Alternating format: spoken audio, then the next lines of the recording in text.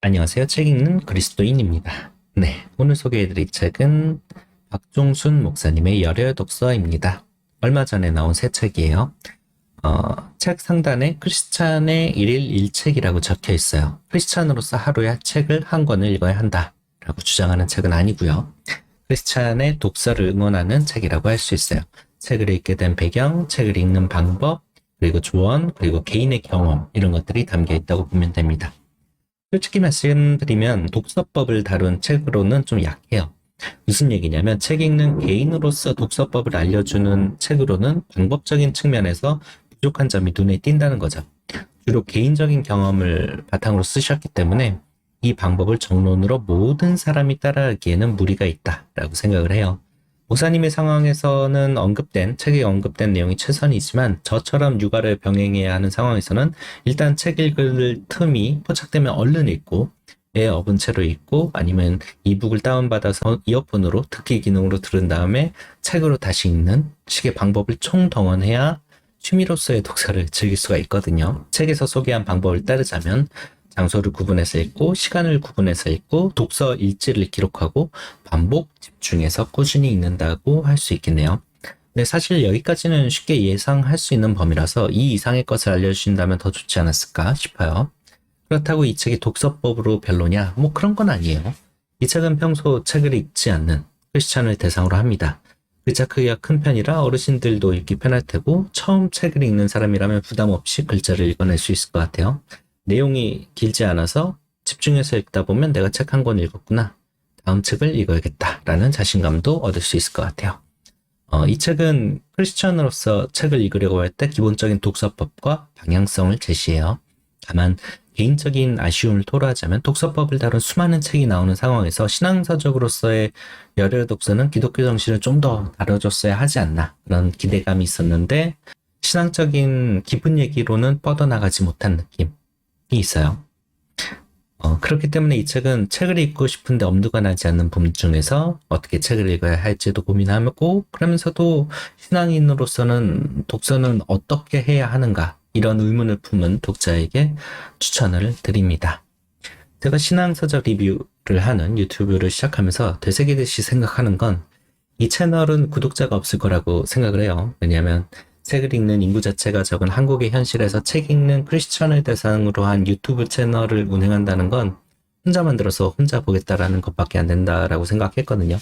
그래서 저는 이 채널을 개인의 독서 노트이자 신앙의 발전을 위한 생각 정리장으로 활용하고 있어요. 이 책을 접한 독자만이 아니라 책을 가까이 하려는 분들에게도 풀리지 않는 문제가 하나 있을 거라고 생각을 해요. 그건 바로 책을 한 권을 깊이 읽는 게 좋은가 아니면 여러 책을 많이 읽는 게 좋은가? 다독이 좋으냐? 아니면 정독이 좋으냐? 혹은 속독이 좋으냐? 정독이 좋으냐? 뭐 이렇게 구분할 수 있겠죠. 사실 이에 대한 찬반 논란은 끝이 없어요. 뭐 한 권의 책을 제대로 읽는다고 주장하는 사람들도 넘쳐나고요.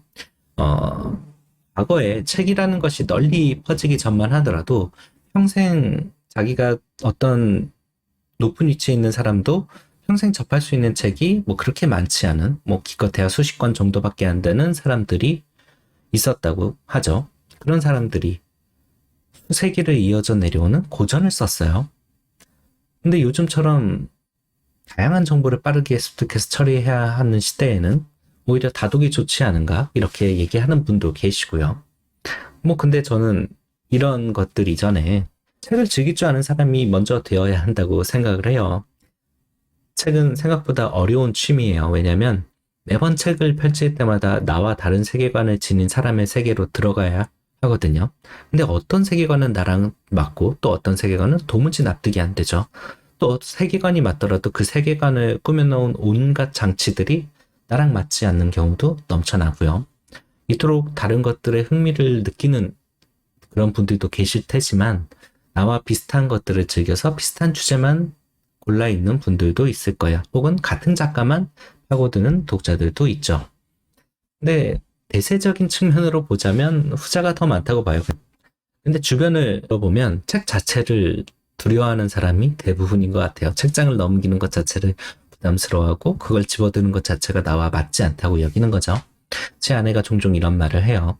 자신은 책을 너무 느리게 읽고 책을 읽다 보면 온갖 생각이 파생돼서 집중하기가 어렵다고 그런 얘기를 합니다. 그럼 그때마다 전 그런 얘기해요.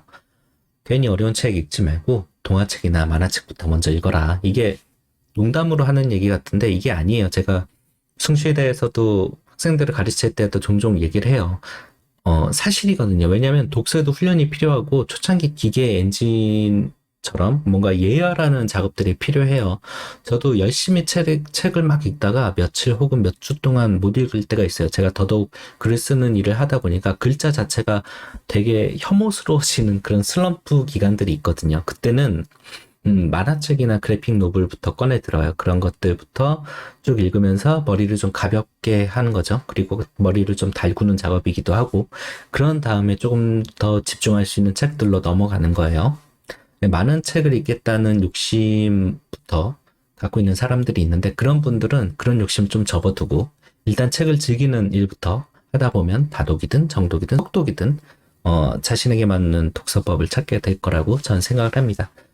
결국 독서도 책을 사랑하는 일이다 보니까 사랑에 빠졌다가 식었다가 또 다시 빠졌다가 하면서 뭔가 근육이 단련되든 단련이 되거든요. 그런 단련의 작업이 필요한 거니까 너무 조급해하지 않으시고 네, 독서를 즐기셨으면 좋겠어요.